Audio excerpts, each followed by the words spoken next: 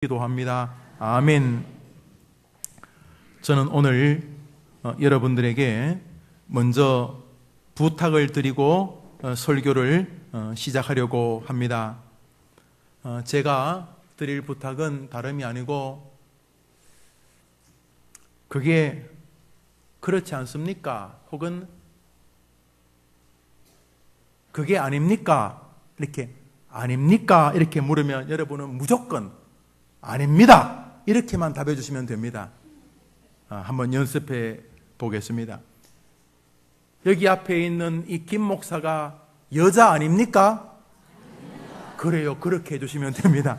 오늘 이제 그거 아닙니다. 그거 하나를 이제 설교하려고 합니다. 1990년 15살 된 중학생이었던 이창호라고 하는 사람이 자신의 스승이었던 조훈현, 당대의 최고의 바둑 기사였던 서봉수, 이런 사람들을 이기고 15세 나이에 국수의 자리에 올랐던 것은 바둑 두는 사람들에게는 큰 충격이었습니다. 사실 프로 기사가 우리나라에 몇 명 되지 않습니다. 1000명, 10,000명 되는 게 아니라 그저 몇백 명, 이렇게밖에 되지 않기 때문에 바둑을 두시는 분들은 그런 일을 아주 잘 하시는 것을 제가 보았는데요. 1990년 이창호라고 하는 이 학생의 등장은 바둑계에 큰 센세이션을 일으켰습니다. 특별히 사람들에게 충격이 된 것은 이창호의 승리라기보다는 조훈현, 서봉수가 이창호에게 지면서 역사의 뒤안길로 사라지는 것 같다는 아쉬움이 더 큰 뉴스거리였기 때문입니다. 이창호는 조훈현이라는 사람의 제자였습니다.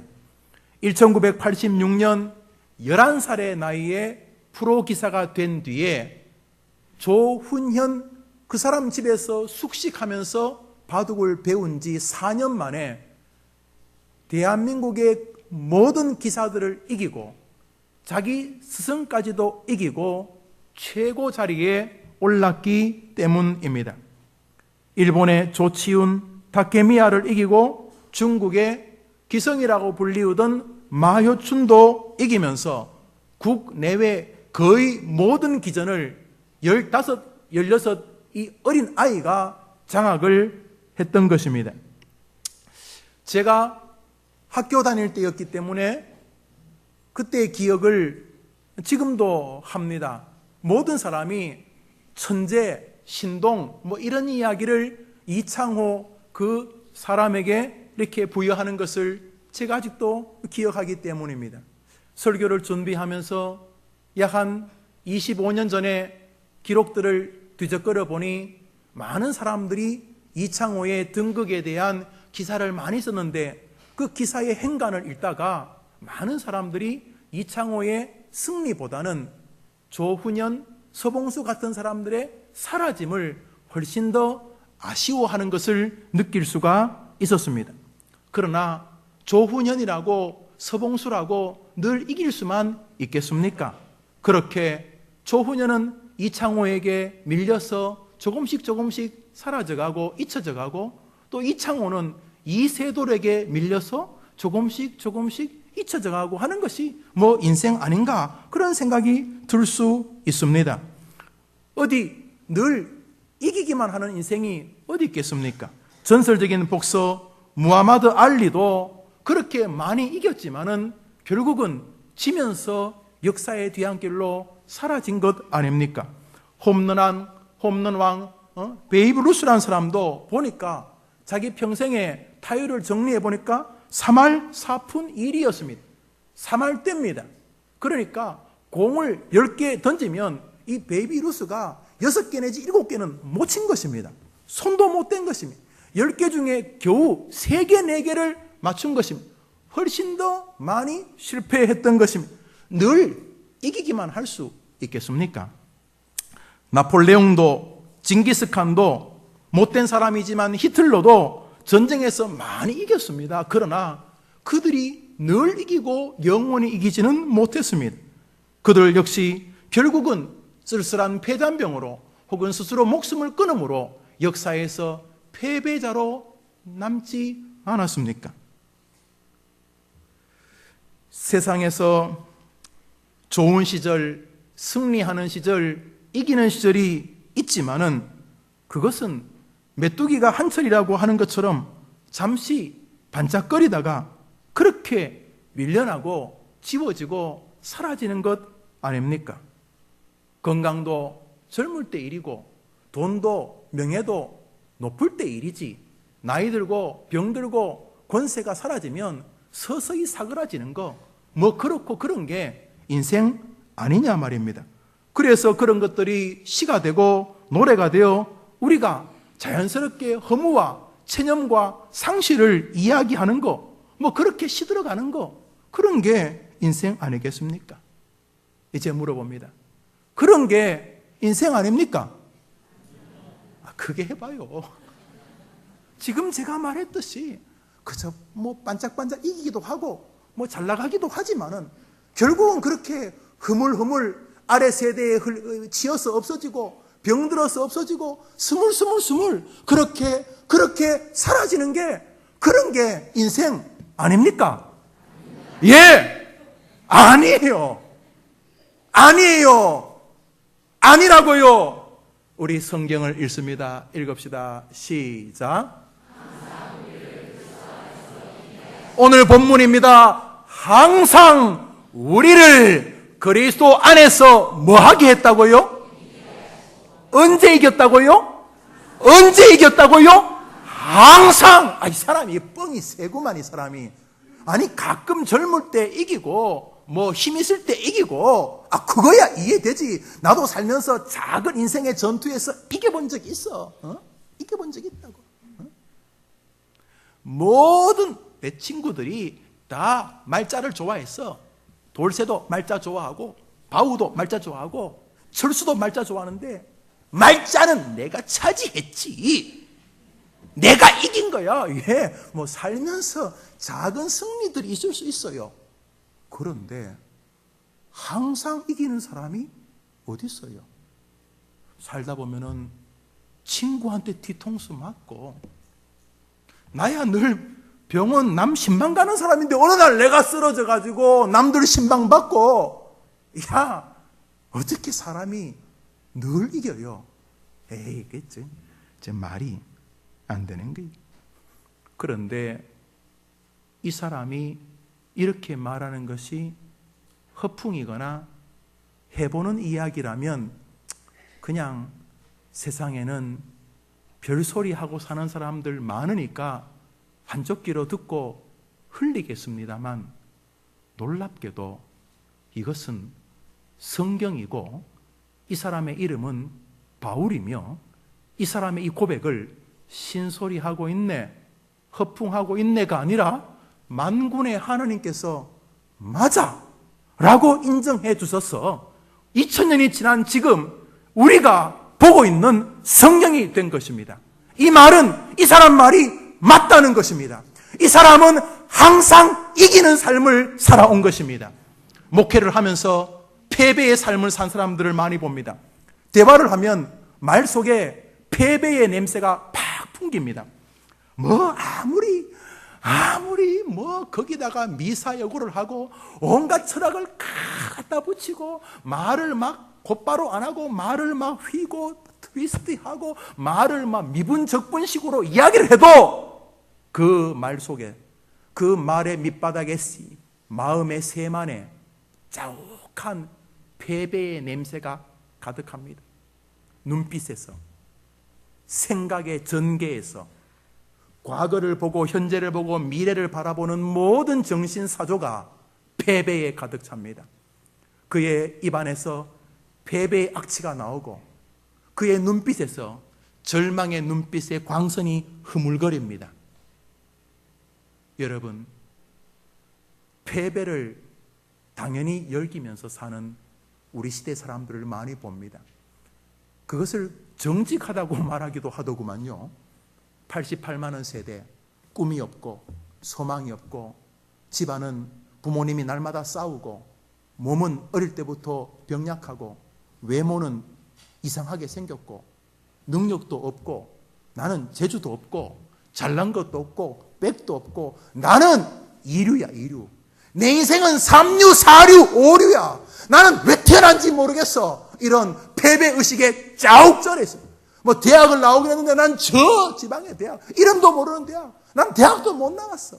대화 속에서 굳이 말을 하든 말을 하지 않든 자욱하게 장악하고 있는 패배 정신이 가득한 이 시대에 뭐 2000년 전이라고 예외였겠습니까? 그런데 이 사람은 항상 이기는 승리의 정신에 사로잡혀 살았던 것입니다. 이 사람에게는 역력합니다.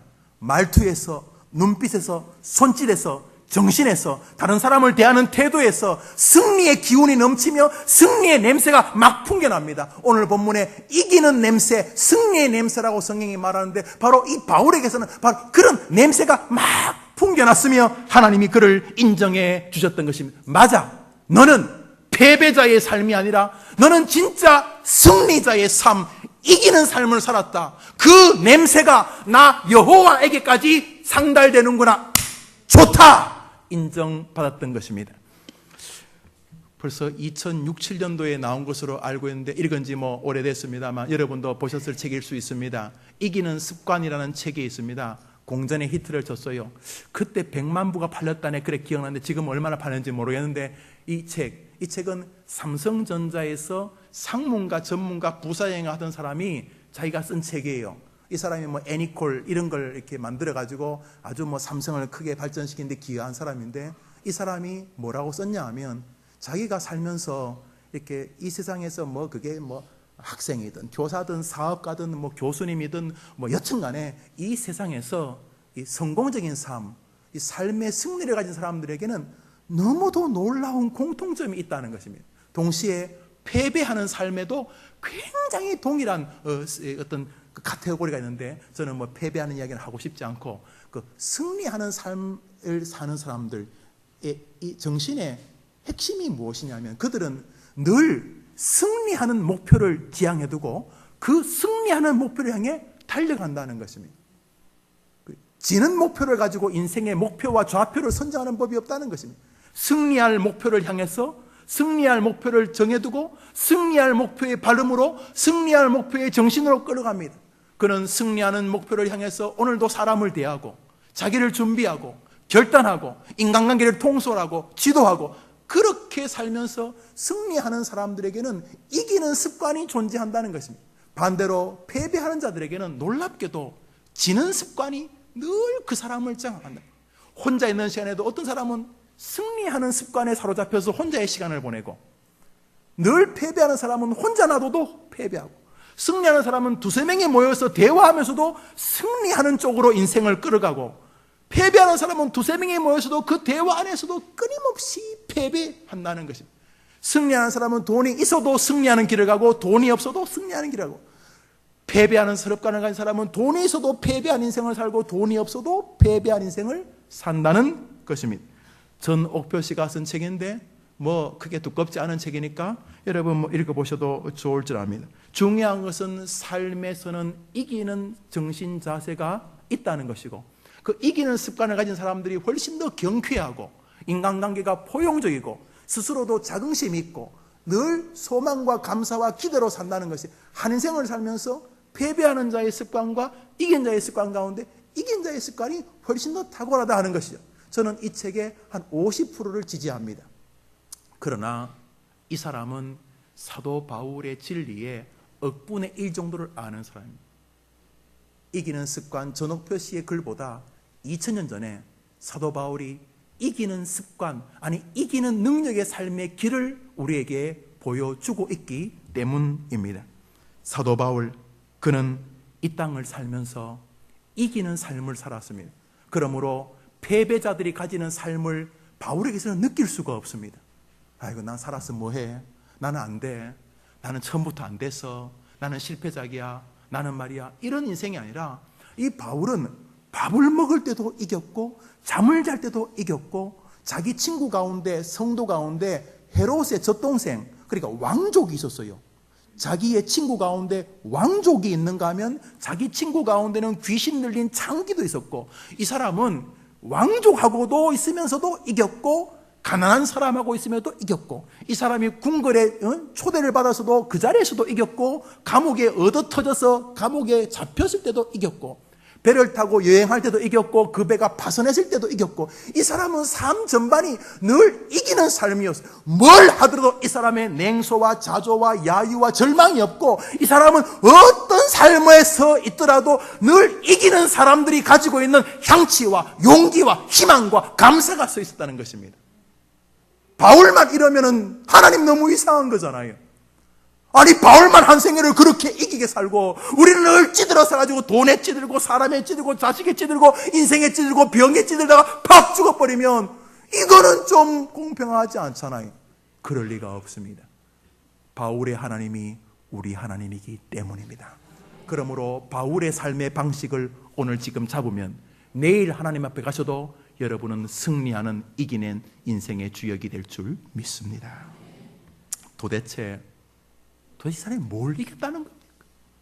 어떻게 살았길래 이 사람은 이래 이기는 인생을 살았고, 이기는 사람들만이 가지고 있는 정신사조에 붙잡혀서 자기가 행복했고 주변 사람도 행복했고, 무엇보다 하나님께서 이 바울을 보고 좋아하시게 되었냐는 것이죠.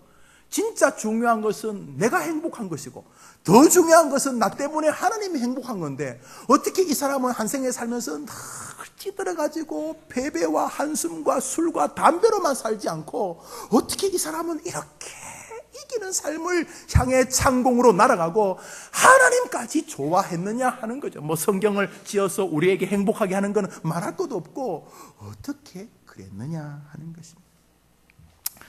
오늘 본문을 이해하기 전에 잠시 배경을 알아야 될 것이 있는데, 그것은 바로 로마입니다.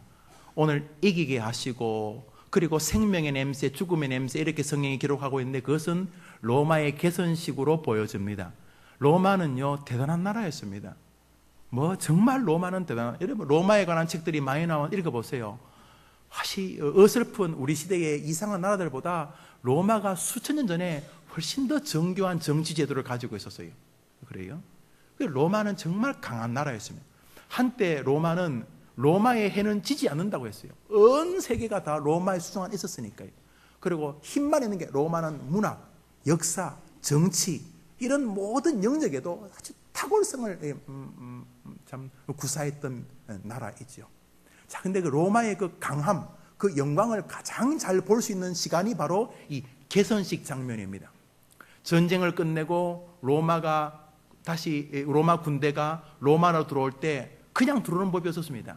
로마로 들어올 때 다 수천 명, 수만 명이 모여서 옷을 다 정리하고, 옷을 바다에서, 강에서 다 빨고, 옷을 쉽게 말해서 넥타이를 다 매고, 바지를 하고, 창에 묻었던 흙을 다 털고, 구두도 다 닦고, 그래서 로마의 군인들이 로마 시내로 다시 돌아오는 그 장면은 하나의 큰 연극과 같았습니다.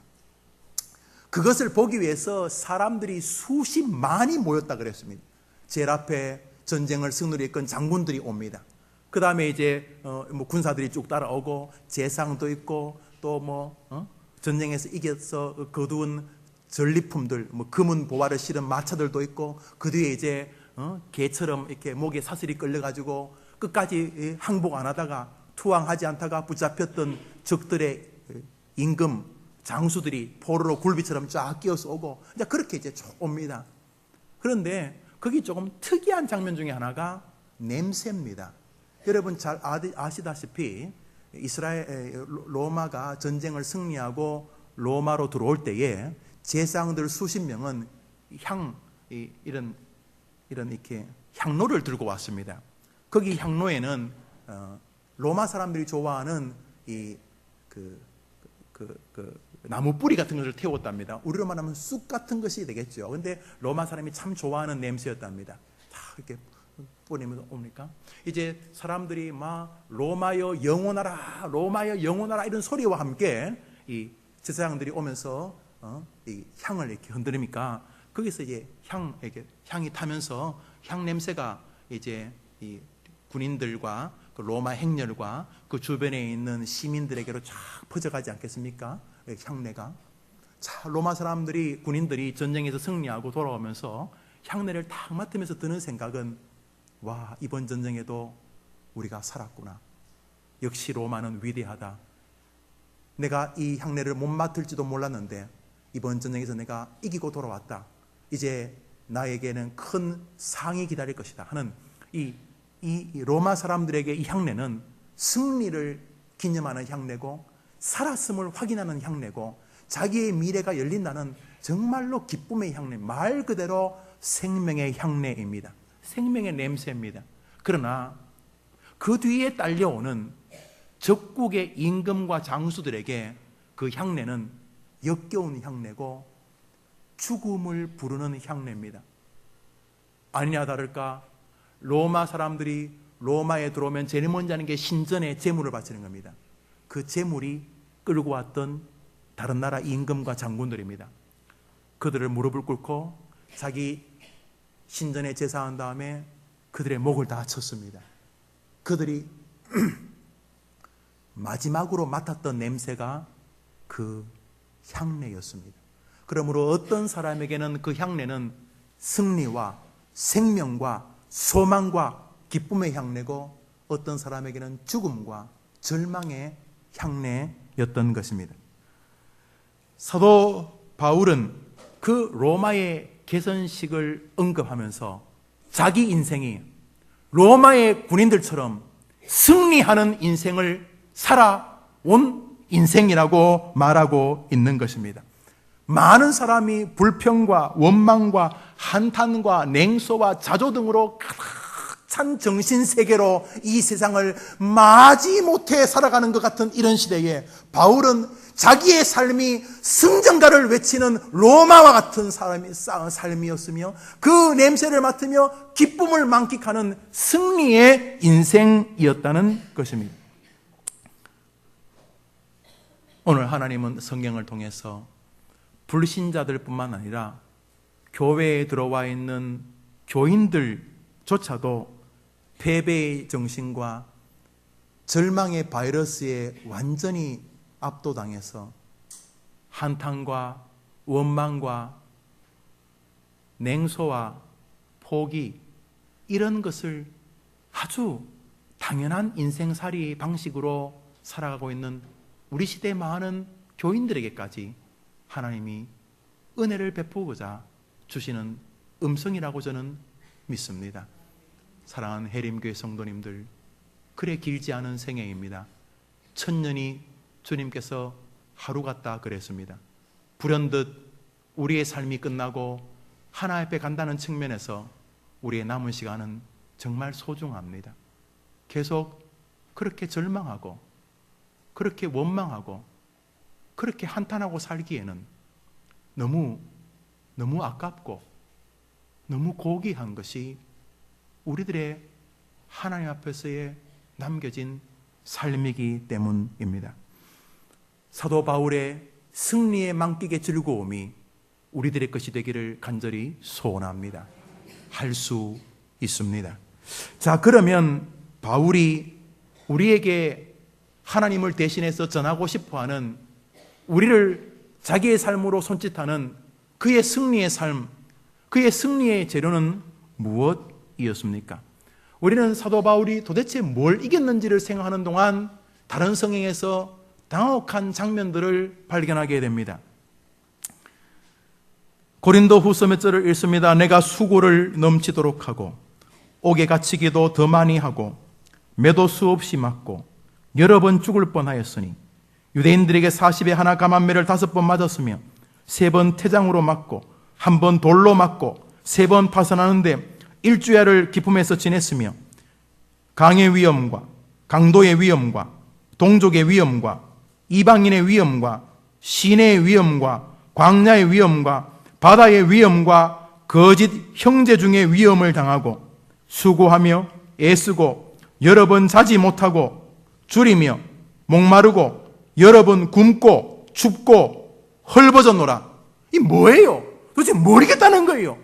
아니, 때릴 때 피했다 그래야지 뭐 이기든지, 아니면 피하는 걸 넘어서 쥐어박았다. 그래야 이기는 건데, 바울이 말하기를 여러 번 맞고 수없이 맞고 여러 번 죽을 뻔하고 40에 하나 감한매를 맞고 태장으로 맞고 돌로 맞고 바다에 빠지고 강의 위험과 강도 위험과 동족의 위험. 이야, 이 동족의 위험이란 건요, 동족이 배신한 거예요.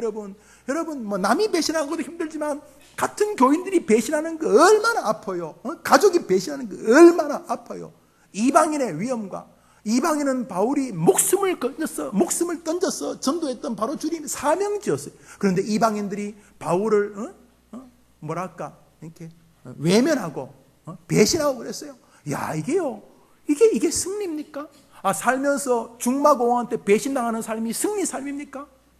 진 삶이지, 패배 삶이지, 힘든 삶이지. 그런데 바울이 말하기를 여러 번 굶고 춥고 헐벗어노라. 이게 도대체 뭘 이겼다는 겁니까? 그런데 바울이 항상 이겼다고 하니까 하나님이 맞다고 맞장구를 쳐주신 것입니다. 도대체 바울이 뭘 이겨가지고 이렇게 신나있고 뭘 이겼길래 하나님이 그래 좋아하시는 것입니까? 사도 바울은 자기가 이긴 것만 좋은 것이 아니라 싱글벙글하면서 자기 제자, 자기 사람들, 자기가 전도한 모든 백성들, 그리고 우리 해림교회 모두에게 이렇게 말하고 있습니다. 우리 성경 말씀 읽읍시다. 시작. 그러므로 자기만 그런 게 아니고 우리 모두를 뭐 하라고요? 나를 본받는 자. 나만 그런 게 아니고 너희도 나처럼 항상 이기기를 원한다. 나를 본받아라 말했습니다. 우리 한 절 더 읽습니다. 시작. 여러 성경에서 계속 자기가 이긴 것처럼 너희도 나 이기자고 말. 우리 빌립보서 한 절 더 읽읍시다. 시작. 형제들아, 너희들 다 같이 해림교회들아 함께 다 나처럼 이기는 삶을 살기를 원하노라. 이래 말하는 거예요. 여튼간에 그것이 무엇이든지 간에 패배의 삶을 끊고 나도 남은 생에 바울처럼 한번 이겨보며 살고 싶다고 결심하면 한번 아멘 해보시기 바랍니다. 그래요. 특별히 여러분 자녀들 공부를 못해요, 못생겼어요, 집안이 그래가지고 중학교밖에 안 됐는데 고등학생밖에 초등학생밖에 안 돼, 대학생밖에 안 되는데 벌써 자기가 인생의 패배자예요. 들어보니까 자기가 왜 인생의 패배자인지 아주 논리적으로 정리되어 있어요. 어머니 왜 나를 낳으셨나요? 이러면서 완전히 패배에 사로잡혀 있는 우리 시대, 그런 것을 또 부추겨요. 너는 패배자다. 기득권 세력들에 의해서 구조적인 것을 제가 모순이 있다, 아니다 이렇게 말하는 게 아니에요. 그런데 성경은 거기에 1차적인 관심이 없어요. 1차적인 관심은 승리의 인생길이 있는데 왜 그래 찌질하게 사느냐 이렇게 말하고 있는 거예요. 승리의 인생, 패배자들이 가지고 있는 색깔, 패배자들이 가지고 있는 냄새, 패배자들에 대한 정신세계가 있는 것처럼 이기는 자, 승리자들이 가지고 있는 인생의 향취와 삶의 태도와 인생의 즐거움이 있는데 왜 너는 이걸 버리고 이걸 안 쥐느냐 이렇게 말씀하고 있으면서 바울을 통해서 하나님이 너희 모두가 다 나처럼 이기는 자들이 되기를 원하노라 이렇게 말씀하는 거예요. 그러면 오늘 설교의 결론이 되고 마지막이 되겠노요? 도대체 뭘 이겼다는 것입니까? 여러분, 우리가 읽었던 성경인데요, 고린도후서 2장 12절, 우리 화면 보고 앞부분만 읽읍시다. 사도 바울이 뭘 이겼는지 시작. 내가 그리스도의 뭘요? 복음을 위하여 싸우는 싸움을 이겼다, 이런 뜻이에요. 바울은 칼싸움을 이기려고 인생의 목표를 정하지 않았어요. 돈 버는 싸움을 이기려고 인생을 정하지 않았어요. 이 사도 바울은 자기 인생의 목표, 이기는 습관을 가진 사람들의 두드러진 특징, 이기는 목표를 선정해서 날마다 그것을 이기는 즐거움을 누렸는데, 사도 바울의 목표는 그리스도의 복음을 위하여 자기의 삶이 사용되어지는 싸움에서 날마다 이겼던 것이요. 남들이 너 한 번만 더 예수 복음 이야기하면 가만 안 둬? 이때 바울은 또 이기는 거예요. 내가 네 말을 듣는 게 옳으냐, 우리 하나님 말씀 듣는 게 옳으냐, 빨리 예수 믿어라. 사도 바울은 복음 전하는 싸움에서 날마다 이겼던 것이요. 두드려 패도 자기는 날마다 이기고 있어요. 남들이 감옥에 가둬도 이 바울은 날마다 이기고 있어요. 누구도 나를 너희들의 승리에서 밀쳐 넘어뜨릴 수 없느니라. 나는 오늘도 내게 맡겨진 싸움에서 이기고 있기 때문이다. 이래 말하고 있는 거예요. 바울은 무슨 싸움에서 이겼느냐고요? 우리 로마서 읽읍시다. 읽습니다. 시작. 예수 그리스도의 종 바울.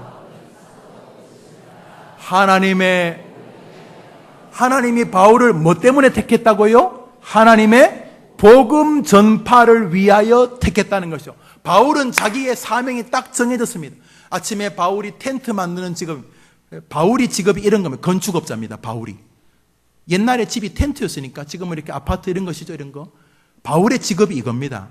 바울의 직업이 설계하고 집 짓고 뭐 이런 거죠. 텐트 메이커, 집 짓는 사람이에요.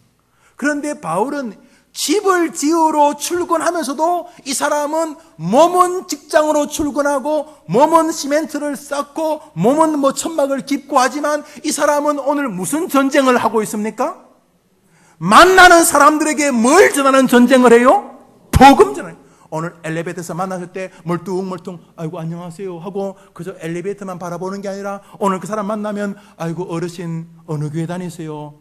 아이고 나 교회 안 다니는데. 아이고 교회 안 다니세요? 아이고 어떻게 교회를 안 다니세요? 아, 교회 너무 좋아요.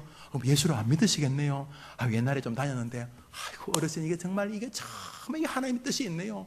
어르신 뵐 때마다 정말 교회 다니신 줄 알았는데 어르신 이번에 같이 예수 믿으시죠? 아이고 이 나이에 무슨 예수? 아이고 어르신 그래서 나중에 한번 식사나 같이 하시죠. 그리고 그날 저녁에 전화를 올려가지고 식사 준비했다 그러고 오늘 약속 안 되면 다음에 하자 이러면서 복음을 전할 기회라는 싸움을 이 바울은 진 적이 없었던 거예요. 이 바울은 오늘 학교에서 승진하면서 평소에 만나기 어렵던 이사들을 만났어요. 아이고 평소에는 저 하늘의 별처럼 직장의 별이라고 하는 임원들 보기도 어려웠는데 오늘 내가 승진하면서 그 이사분들을 만나면서 어떻게 내 차로 모실 수도 있고 뭐 그렇게 대화하다가 이사님 너무 감사하다고 이사님 기도해 주셔서 너무 고맙다고 그래서 기도 뭐 내가 그렇게 안 하는데 이사님 기도 안 하시냐고 우리 마누라는 교회 다니는데 나는 교회 안 다녀. 아이고 그러면서 복음을 전할 기회를 놓치 신입사원이 왔을 때 잘 도와주고 오리엔테이션 하면서 자네 직장생활 힘들지 직장생활이야 정글이야 정글 야 이거 만만치가 않아 자네가 조금만 실수하면 악당으로 좀 달려들지도 모르는데 걱정하지 마 자네 내가 기도해주면 아무 문제 없어 내가 기도해주면 자네가 직장생활 진짜 잘하고 자네는 재치가 있으니까 1년 뒤면 이 샤프를 완전히 다 꿰뚫을 거야 그런데 내가 기도하는 것보다 자네가 기도하면 띵호와 자네가 예수 믿으면 너무 좋겠네. 사실은 제가 대학 때 예수를 믿었는데요. 어쩌고 저쩌고. 그래서 이 사람은 인생을 살면서 이 싸움에 진 적이 없어요. 사도 바울은 무슨 싸움? 복음을 전하는 싸움에 바울은 져본 적이 없어요. 바울의 인생의 목적은 뭐예요? 복음 전파란 싸움에서 밀리지 않는 것이에요. 그런데 하나님이 야 밥벌이도 제대로 못하면서 무슨 복음 전파냐 그런 게 아니라 바울이 복음 전파라고 하는 원래의 자신의 싸움을 하는 동안 손수건을 덮으면 사람이 살아나고 모가지가 부러져서 붙잡으면 모가지가 붙어버리고 뭐 이런 일들을 하나님이 행하게 해 주셨던 것입니다. 여러분 바울만 복음을 전하는 삶을 살아야 되는가? 아닙니다. 사도 바울은 이 땅에서 자신이 복음 전파를 위하여 부름을 받았고 자신이 싸워야 될 싸움이 바로 예수 믿으라고 사람들에게 그리스도의 은혜를 전하고 함께 교회에 나와 목사님의 말씀을 듣자고 그 목사님의 말씀 안에 담긴 하나님의 은혜를 체험하자고 하는 이런 이야기를 전하는 것이 자신이 싸워야 될 싸움이란 것을 알았습니다. 그래서 그는 마지막 유언에서 디모데후서 그의 제자 디모데에게 마지막으로 유언을 남기면서 이럽니다. 내가 선한 싸움을 싸우고 나의 달려갈 길을 마쳤으니 사도 바울은 평생 이 땅이 전쟁터라는 것을 잊은 적이 없었던 것입니다. 그래서 늘 그는 싸웠습니다. 무슨 싸움? 복음 전하는 싸움에서 밀리지 않았습니다. 어색하다고 예수 믿자고 말 안 하고 에휴 지금 와서 뭐 내가 부족하다고 예수 믿자고 말 안 하고 낯설다고 예수 믿자고 말 안 하고 부끄럽다고 예수 믿자고 말 안 하고 이렇게 사는 삶이 아니라 이 바울은 사람들을 만날 때마다 예수 믿어야 된다는 이 복음 전하는 싸움을 한 번도 밀려본 적이 없다. 창과 칼로 네가 예수 믿으라고처럼 죽여버리겠다. 그럴 때 바울이 내가 네 말을 듣는 게 옳으냐 하나님의 말씀을 듣는 게 옳으냐 너도 예수 믿기를 원하노라 이러면서 이 복음 전하는 싸움에서 밀려본 적이 없다는 것입니다. 한국에 나온 세계적인 학자였던 정건모 박사, 우리 과학 이렇게 분야의 장관도 지냈죠. 나는 위대한 유명한 뛰어난 과학자이기보다 위대한 과학자이기보다 나는 신실한 그리스도인이기를 원한다. 그런 책을 썼어요. 복음 전파.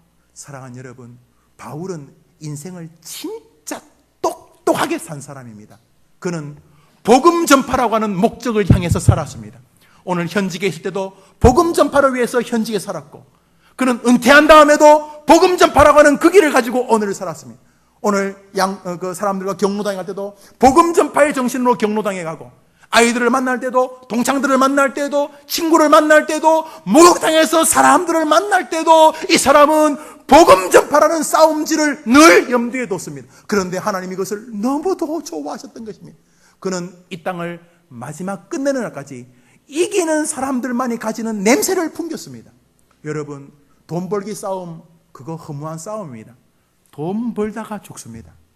돈 버는 게 나쁘다는 거 아닙니다. 돈을 버시되 이기는 싸움을 하며 보시기를 바랍니다. 어떻게 해요? 내가 복음을 증거하기 위하여 경제생활을 하고, 내가 복음을 전하기 위하여 연구를 하고 학문을 공부하고, 내가 복음을 전하기 위하여 내 인생의 민맥을 넓혀가고, 내가 복음을 전하기 위해 정치를 하고, 내가 복음을 전하기 위해 이렇게 사는 동안 그 사람은 이 땅의 생이 끝날 때까지 승리하는 사람들만이 누리는 향취를 누리게 된다는 것입니다.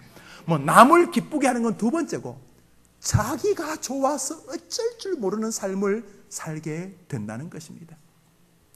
사랑하는 여러분, 사도 바울은 결국 전도의 싸움을 말하는 것입니다. 예수 믿자고 외치는 복음 선포의 싸움을 말하는 것입니다. 그는 이 싸움을 포기하지 않았던 것입니다. 사람들이 무아라고 비아냥하고 냉세하고 교회, 기독교, 개독교다. 사람들이 아무리 조롱을 해도 이 바울은 예수 그리스도의 복음을 증거하며 예수만이 생명이고, 예수 안에는 소망과 희망과 기쁨이 있고, 예수 안에는 평안이 있고, 예수에게는 능력이 있으니 예수에게로 나오라고 말하는 이 예수의 이야기를 전하는 싸움을 포기하지 않았던 것입니다. 나는 항상 이겼다는 것입니다. 할렐루야. 그러므로 복음을 전하지 않는 사람은 이게 무슨 말인지 모릅니다. 그리고 안타깝지만 하나님이 주신 이 영광의 세계를 맛보지 못하다가 돌아가십니다. 복음 전파자의 길을 걷지 않는다고 구원받지 않는다고 저는 말하지 않습니다. 전도하지 않고 택시를 타고 내릴 때 기사님에게 예수님 이야기 안 하고, 주변에 사는 아파트 늘 얼굴 마주치고 슈퍼마켓에서 만난 그 아줌마에게 물건 쌀고 어디서 세일한다는 이야기는 전해주지만은 예수 믿자고 말하지 않고 산다고 그분들이 지옥 간다고 생각하지 않고 구원받지 못한다고 생각하지 않습니다. 그러나 승리자들만이 누리는 세계를 누리지 못합니다. 여러분, 주님은 바울만 이렇게 이기게 만드신 게 아닙니다. 지상명령이라는 말이 있습니다. 기독교인들만이 쓰는 단어, 인간이 살아있는 가장 중요한 주님의 명령, 주님이 우리 인간에게 맡긴 최고의 명령, 지상명령. 우리 성경 마태복음을 읽읍시다. 몇 절 계속해서 읽습니다. 읽읍시다. 시작. 예수께서 나와 말씀하여 이르시되 하늘과 땅의 모든 권세를 내게 주셨으니 그러므로 너희는 가서 모든 민족을 제자로 삼아 아버지와 아들과 성령의 이름으로 세례를 베풀고 내가 너희에게 분부한 모든 것을 가르쳐 지키게 하라. 볼지어다 내가 세상 끝날까지 너희와 항상 함께. 할렐루야. 너희는 세상 끝날까지 내 이름으로 사람들에게 복음을 증거하고 예수의 이름으로 세례를 베풀어 그들이 예수의 사람이 되게 하라. 그리 하는 동안 나 예수가 너와 세상 끝날까지 영원히 함께 있어 주리라. 사랑하는 여러분, 그러므로 주님이 명령하신 복음 전파는 명령이 아닙니다. 명령만이 아닙니다. 이것은 우리를 향한 주님의 축복입니다. 이것이 없는 기독교인들은 승리의 냄새를 잘 모릅니다. 그래서 가짜들, 곧 패배하게 될 가짜들의 승리에서 조금씩 마취되다가 그 마취의 강도가 커지면 더 이상 약이 받지 않는 것처럼 내성이 생겨서 인생의 감사가 약해집니다. 그래서 교회를 다니고 예수님 믿는 것 외에는 불신자들과 흡사한 실패자의 길을 걸어갑니다. 그러나 그의 인생이 복음 전파에 뚜렷이 서 있어서 우리 가정의 목적은 복음 전파다. 얘야, 너가 그렇게 공부하고 네가 그렇게 공부해서 성공하는 것은 복음을 효율적으로 전하기 위해서다. 아빠가, 엄마가, 너가, 할아버지가, 할머니가 이렇게 사시는 이유는 바로 복음 전파 때문이에요. 이렇게 복음 전파라고 하는 인생의 목표를 향해서 달려가는 사람은 실패가 없게 되는 줄 믿습니다. 여러분, 이게 제일 빠른 성공의 길입니다. 이건 불신자들은 절대로 모르는 길입니다. 그러나 하나님은 우리를 사랑하셔서 우리 모든 성도에게 주신 축복의 명령입니다. 우리를 괴롭히고 단순히 교회를 성장시키라고 주신 명령이 아니라 이게 우리를 향한 축복이기 때문입니다. 복음을 전하는 인생의 삶을 드리는 사람만이 누리는 날마다 이기는 영광이 그들에게 있기 때문입니다. 그러나 복음을 안 전하면 이기는 게 뭔지를 모릅니다. 원래 해야 될 일이 복음 전파인데 복음 전파가 거의 끊어지니까 교회에서 몇 가지 일을 하기는 합니다만 별로 재미가 없습니다. 여러분, 인간의 봉사라는 게 한계를 가지고 있습니다. 얼마 뒤에는 이골이 나고 매너리즘에 빠집니다. 어느 것이나 마찬가지입니다. 사랑하는 여러분, 원래 우리의 사명은 복음 전파인 것입니다. 주님은 지금도 전쟁에서 이기는 사람들을 찾고 계십니다. 복음 전파라고 하는 자신의 사명을 다시 곧세우면서, 맞아, 내가 지금 이 직장에 와 있는 일이 복음 전파하기 위해서 아닌가? 그렇지. 지금 현직 육군 중장인 우리 박삼득 장로님, 군부대에서 장로님 안수를 받게 되셨는데, 장례를 받게 되셨는데, 그분이 준장되었을 때, 우리 교회 원로 목사님 사위인가 아시죠? 준장됐을 때 제가 예배를 인도하러 갔는데 그분이 그렇게 말씀하는 걸 들었습니다. 저는 예수님의 복음을 전하는 장군이 되겠습니다. 현직 소장이 찬양대 대장이 되어서 문 앞에서 오는 사람들 안내하면서 교회를 많이 번성시켰다는 이야기를 들었습니다. 여러분, 장군이든 일병이든 회사의 사장이든 부장이든 교사든 교수든 대통령이든 예수 믿는 사람들의 목표는 하나인 것입니다. 자신 있는 그곳에서 복음을 전하는 것입니다. 그 사람은 영원히 이기는 냄새를 풍기며 살다가 멋지게 이기며 하늘나라에 도착하게 되는 것입니다. 그러나 기독교인들이 복음을 전하지 않으면 죄송하지만 사자가 죽은 사자 같습니다. 성경은 말합니다. 산 개가 죽은 사자보다 낫다. 개는 비록 배운 거 없고 부족하지만 예수 믿으라고 말하는 동안 그는 하나님에게 더 큰 상을 이 땅에서도 하늘에서도 받게 되기 때문인 것입니다.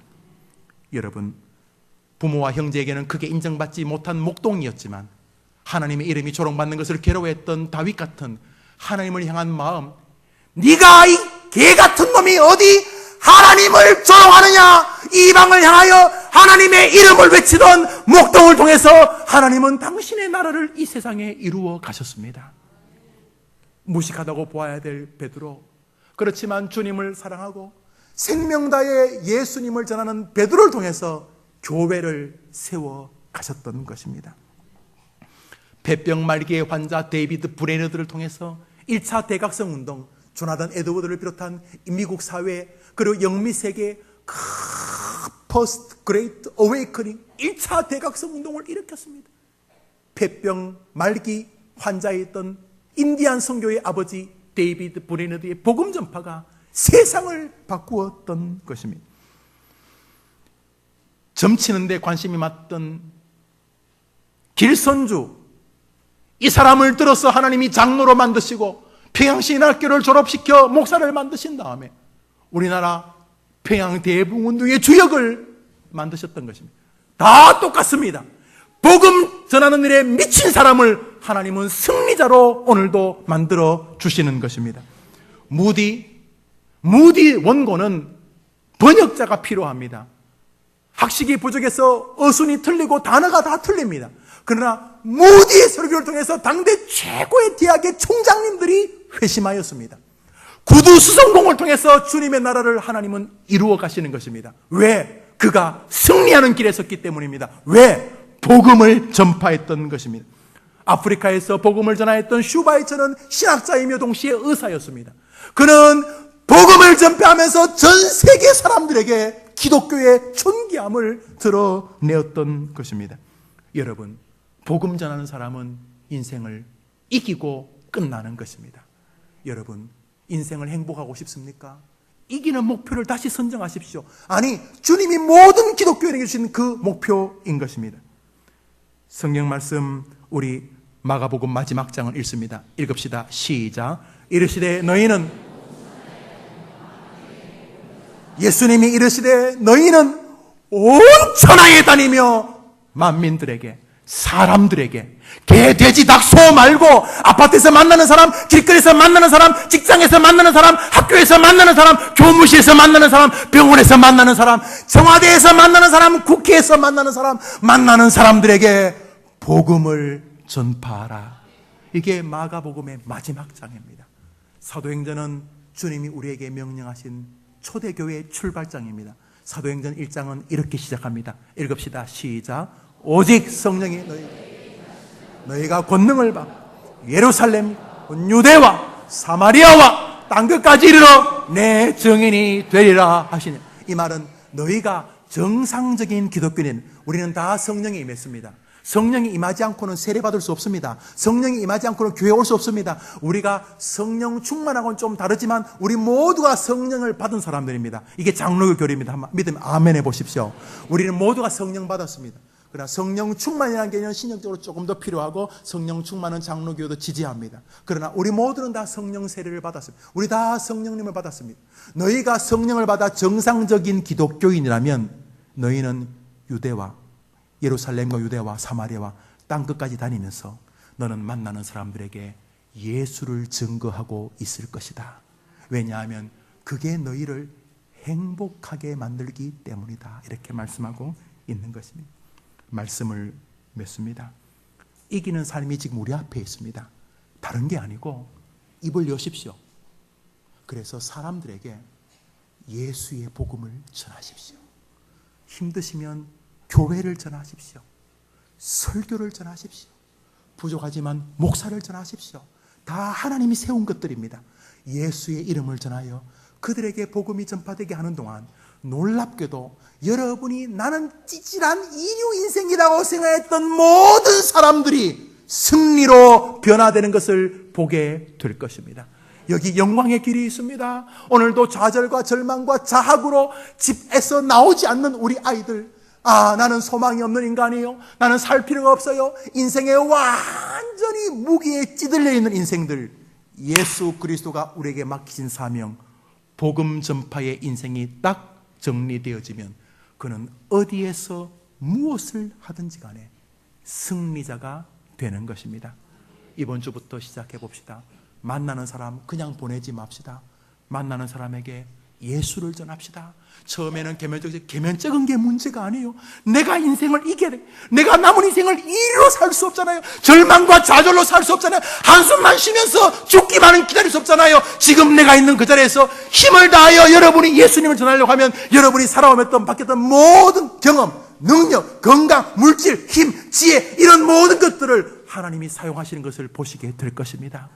누가 인정 안 해줘도 여러분 속에서 밀려오는 승리의 기쁨을 만끽하게 될 것입니다. 여기 의료인들이 있습니까? 병원에서 복음 전파의 정신을 가지고 환자들을 대하십시오. 동료들을 대하십시오. 직원들을 대하십시오. 여기 교사님, 선생님들, 교수님들 계십니까? 동료들, 친구들, 학생들, 학부모들을 복음 전파의 사명으로 여기 가게를 하시는 분이 있습니다. 손님들을 대할 때, 여기 공장을 하시는 분이니까 직원들을 대할 때, 거래처를 대할 때 이것을 해보십시오. 아니요. 손해보게 한다면 그거는 하나님의 방식일 리가 없습니다. 모쪼록 원래 사명, 복음 전파자의 길에서 이번 한 주간 한번 승리를 거머쥐게 되기를 주님의 이름으로 축원합니다. 다 같이 일어나십니다. 우리 한 30초, 한 1분 정도만 기도합시다. 하나는 이기고 싶습니다 하는 것입니다.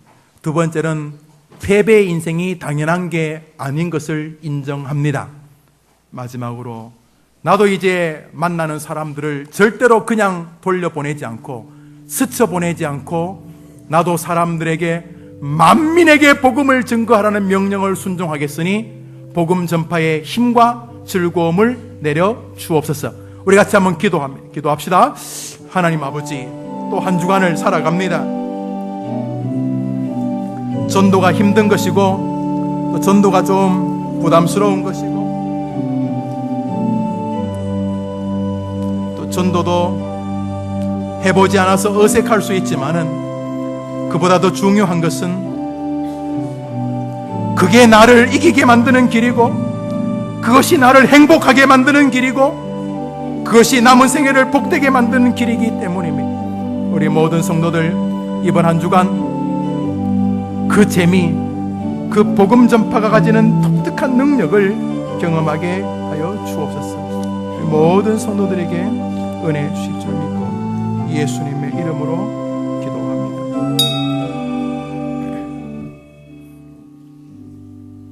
사단이 계속 꼬드기면서 너는 안 돼, 너는 못해, 너는 교회나 다니지 뭐 할 수 있겠어, 네가 있는 신앙은 무기력 신앙, 무의미한 신앙, 힘없는 신앙 이렇게 속일 때에 더 이상 속지 않고 원래 성도들이 가지는 복음 전파자들이 가지는 힘을 우리 성도들에게 이번 한 주간 하나님이 허락해 주시옵소서.